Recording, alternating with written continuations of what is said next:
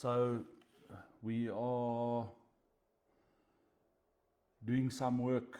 We are busy working, and at 10 o'clock I'm entering another board meeting. I don't know if you caught the first part, but we're at work, we're busy working, and at 10 o'clock I'm entering another board meeting for a new civil society movement with key role players from within the addiction industry per se, that are all role players in rehabilitation, prevention, legislation, and many other parts of this battle that we are facing. I'll give you more on that in the days to come. Today, we're going to talk about our local drug action committee at Midvaal, and I'm pleased to be able to give some positive feedback from that. So what has happened, so just let me give you a background. Under the National Drug Master Plan and the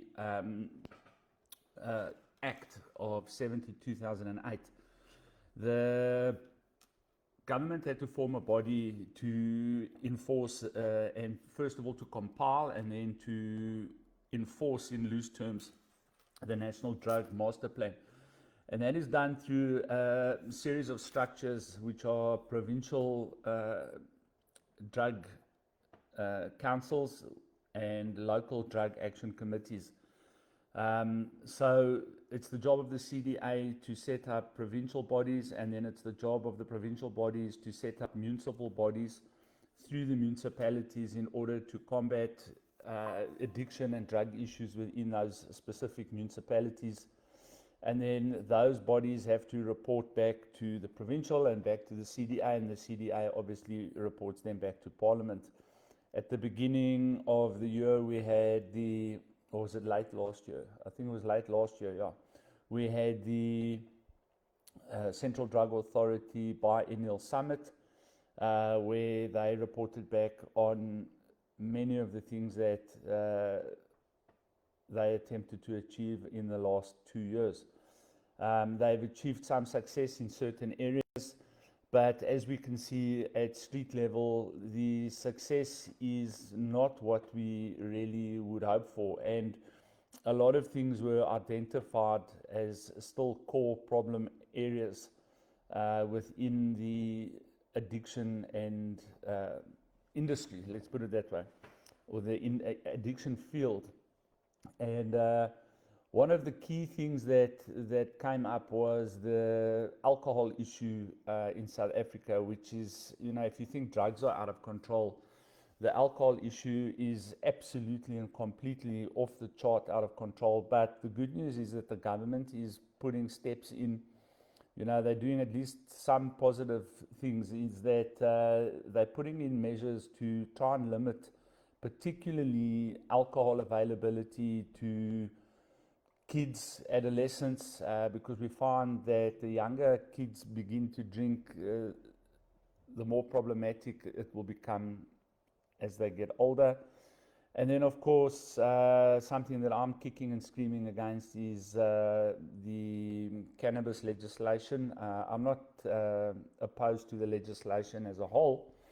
My view is and will always be that people will use, whether there's laws to stop them using or whether there's no laws, people will use substances. But we're finding with the cannabis that since it's been decriminalized, more and more studies are coming out since 2018 that it is having an absolutely negative impact on particularly young people, in terms of their mindset, in terms of them progressing to harder substances, and so on and so forth. The cannabis legislation makes it very clear that you can't use that stuff in public. You can have it at home, you can use it at home, but you're not allowed to use it anywhere in the vicinity of children or anywhere in the vicinity of anyone who does not give you the consent, their personal consent for you to use that in their presence.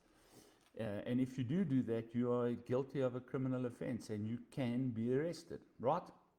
So, having said that, you've got the basic outline that got Parliament, you've got the Central Drug Authority, you've got the provincial bodies, and then now you are supposed to have nationally local drug action committees that report back on issues and take steps within communities to address the problem. Now, the reality and the truth is that nationwide local drug action committees have failed dismally for many reasons. Obviously, resources is a massive one.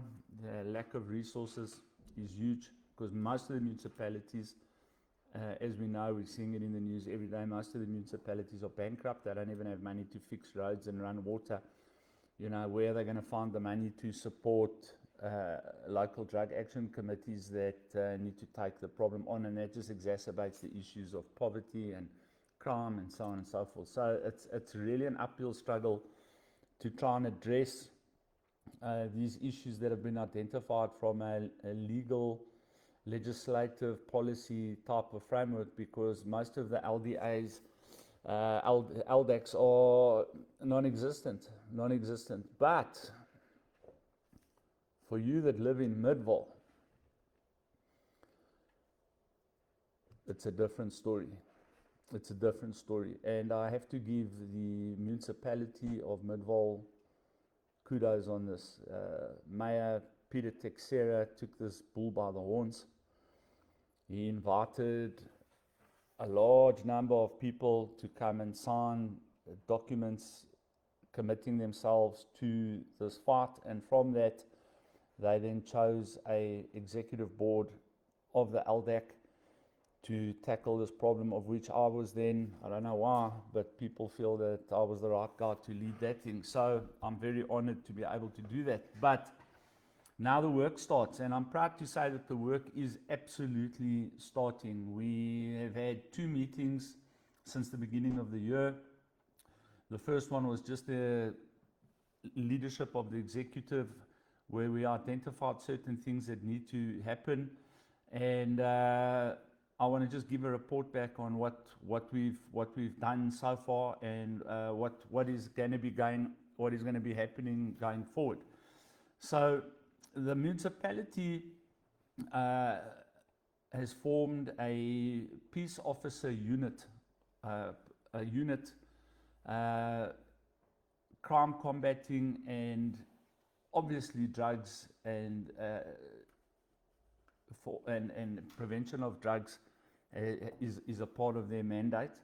And I want to say that those guys have already shown some good successes in our area, and are taking this thing on quite well. Unfortunately though, as is always the case, resources are limited, and I'd like to see an expansion of that thing so that we can really start kicking dents in the dealers that are starting to pop up everywhere in our area. And for the dealers, I want you to know that we have already identified you. We know who you are, we know where you are, we know what you're selling, we know who your clients are, we know where to get a lot of your clients, and we are absolutely 100% going to tackle this from a law enforcement perspective. We have a very good working relationship now with particularly Meyerton Police Station and their public relations office there. And, at a bare minimum, they are within the local drug action committee. They have expressed certain of their challenges to us, particularly as relates to cannabis and children, but as well as other challenges they face in terms of prosecutions and the way that the courts particularly handle the drug cases that come to the courts. So we are now inviting prosecutors to come and sit on that board. We have identified 2 prosecutors from within the Midvaul area that we are going to ask to attend these meetings so that we can formulate a targeted approach to dealing with the drug issue in our area, so that when the police arrest these people, that the prosecutors take this very seriously and fight this addiction thing tooth and nail in the court. So I'm looking forward to that. as I said, we've already reached out, and well, as far as I know, we've reached out. If we have not reached out yet, I will be reaching out personally myself to these prosecutors. Right, then added to that, we had Pastor Combrink join us, and the good news is that Pastor Combrink's, Jan Combrink's focus has been and always is the youth and the schools, and he's going to be tackling that. So just to give you a breakdown, we've identified 4 pillars that through the municipality, they let us know these are the issues that they would like to see tackled, and they formulated these 4 or 5 pillars that we as LDAC need to take on, and I've read through them, and they're on the money with us, right? So the 4 pillars are prevention and education, community and parent engagement, early intervention and referral system, and youth empowerment and alternative activities, as well as a pillar 5, monitoring, evaluation and reporting. So I can tell you that in terms of the prevention and education, we're already on it. We're already on it. Pastor Jan and members of South African Police Services within our areas have, yesterday in fact, had meetings in order to formulate programs. Well, they have the programs, but in order to present these programs to schools within our area, in order to educate and inform the kids as to the dangers of drug abuse, etc., etc. At the same time, we're going to be moving towards putting systems in place where we can identify kids that are at risk in the schools, and we can counsel them, speak to them, and try and turn their mindsets while they're still at school, before it becomes a rehabilitation intervention issue. We want to try and get to the kids before the dealers get to the kids. Let me say it that way. And I believe, Pastor Jan with the South African Police, social workers and others are already tackling that on only 1 week after we identified these pillars. In terms of the other pillars, what I've requested the board is for everyone to come together and to identify under which pillar they would like to operate, and then we will form sub-bodies within the LDAC, and their primary goals will be to address the pillar to which they have been assigned or to which they have volunteered to be assigned. I myself are obviously involved in monitoring, evaluation, reporting, and I'm involved in early intervention and referral systems. So in terms of that, myself and other business leaders that were at the meeting last week have decided 2 things. We've asked the board to come back with reports to inform us how many people they are currently servicing that are trapped in addiction. We've asked the South African Police to give us a basic statistic of how many people that they arrest are involved in addiction and are committing crimes due to their addictive problems. And 1 or 2 of the business members have volunteered to actually physically go out on the streets and count and profile how many addicts they find on the streets, and we're starting that in the Meyerton area itself, so that we get an idea of how many people are currently using and are in need of assistance in the Meyerton area first. We will then, obviously, our next stop will be Sicelo, and then from Sicelo we will spread out to the other areas within our ambit of operation. So we are absolutely moving forward with this thing. Another thing that I've requested, and I'm going to do it here now publicly, is in Meyerton we have we have the main road of Meyerton separated by that island, and I would request the owners of one of those properties anywhere down that road, all right, all the way past the Pick and Pay Center to the T-junction at the bottom, to make available for us a shop that you sponsor to the local Drug Action Committee, because what we want to do there is we want to open an office which will be a first point of contact between us and the community, so that we can speak to the community directly, we can speak to addicts themselves directly, and through that first point of contact we can start implementing harm reduction, point of contact, referral and intervention programs right there on the scene. I, as Walking with Winners, can tell you now that I have 2 to 3 guys here that are in recovery, that are raring to go. They would love to go and fulfill that capacity and get involved in the fight against the problem in our area. So that is where we're at, ladies and gentlemen. We obviously have got tons and tons of work. In terms of referral, you can have as many referrals as you want, but if you've got nowhere to send those people, then it's pointless. And we have numerous options, luckily for us, in Midvaal in terms of rehabilitation centers. As we've said, some of them are battling with their registrations, but they should approach us so that we can assist them with their registrations, because ultimately what my goal is in Midvaal is that we have the option and the beds available to refer people to these recovery centers within our area. All right.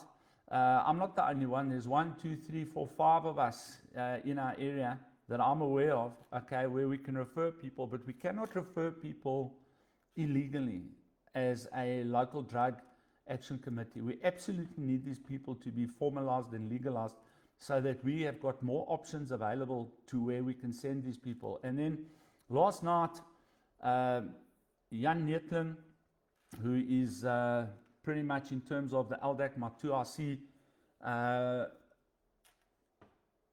along with another guy, Greg Ferraris, went and had a meeting with the Chamber of Commerce in the Meyerton area. And what we're ultimately hoping, and we've done a test case here, where people with a business, what they did was they agreed to sponsor an individual to the program, right? But it worked like this. They would only pay on a 30-day notice. Now, obviously, we give them a reduced rate because they are trying to help. So the guy stays 30 days, they pay for the 30 days. The guy stays the next 30 days, they pay for that 30 days at a reduced rate. Now, this is where I want to go with this. Now, what happens is that then goes down on your company books as corporate social investment. And through corporate social investment, you are allowed to then apply to us for Section 18 certificate, which we then issue to you for the amount of money that you've put into the recovery center, right? Or put into a person's recovery, and you get tax relief for any corporate social investment that are charitable donations. And this is what we want to try and encourage the Chamber of Commerce and other business in Midvaal area to do, is to start putting money into a fund that can then pay for the rehabilitation of the people that we want to refer to rehab. Now, you must remember, the more people we can put into rehab, A, we can rehabilitate a large portion of them. Some of them always go back, but we can rehabilitate a large portion of them. B, if they are in the rehabilitation center getting rehabilitated, or in a sober living, and we're attempting to find them jobs, that will be part 2 of where we want the business people to get involved in, is the reintegration of people that come out of rehab back into society through providing sustainable employment for them, okay? And while they're in rehab, they're not on the streets, they're not begging, they're not stealing, they're not harassing people, they're not hanging out in front of your business, scaring away your customers. The benefits are multifold, and once they're off drugs and we provide employment for them, then they become members of our community. and they start sowing back into our community, because the guy that's earning money also now has buying power, and he can buy from other businesses and so on and so forth, and start paying tax and etc., etc. And you know that the roll-on is just absolutely off the chart. So by you investing in people to get them off the drugs, has only got positive outcomes for you as a business, for us as rehabilitation, and for the community as a whole, as well as for the empowerment and betterment of the Midvaal area. What we also want to do is, and I've put this offer out there, I've got an open property next to our rehab. You know, I've said I will donate that ground. It's 9,000 square meters right next door to the rehab here in the Deer. And I said I will donate that ground to the community, but managed by us. If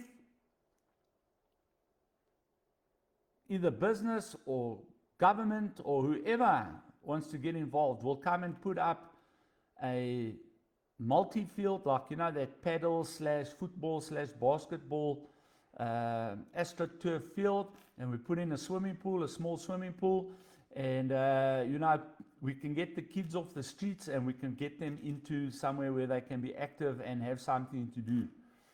You know, we can put that, they're welcome to come and put it up here next door to me. So this is another thing I want to try and get involved in and try and get the LDAC to do, is to get the people alternative to sitting at home, being bored, taking drugs, etc., etc., etc. You know, get the kids active, get them involved in sport, and so on and so forth. We'd like to see, you know, I know that there's people here in Walkerville that run boxing gyms. I'd like to see more kids getting into the boxing gyms. But, you know, trainers need to be paid, facilities need to be paid, and so on. You know, boxing is a great outlet for young people that have nothing to do. Okay, so that's pretty much, you know, my vision in terms of rehabilitation, is to get the community involved. We need to get the community behind us. You know, it's no good you go to KFC and you park in the parking and then you get irritated with the addict that's standing at your window, flipping, harassing you, begging you, giving you a hard time. You know, instead of giving that guy the money, let's get the money into programs that can ultimately remove that guy from in front of the KFC permanently, because he's reintegrated and rehabilitated into society. And we can all play a role in that. And that is what the local drug action committee is heading towards, is either prevention within the schools, secondly, harm reduction, and thirdly, the rehabilitation and reintegration of the addicts that we're currently struggling with. And then, of course, it is the ambit of law enforcement, the police officers, to take care of the people that are selling the poison to these people. And that's pretty much where we're at so far. I hope that meets with everyone's approval. And let's hit it, guys. Let's clap it. Have a lekker day. Cheers.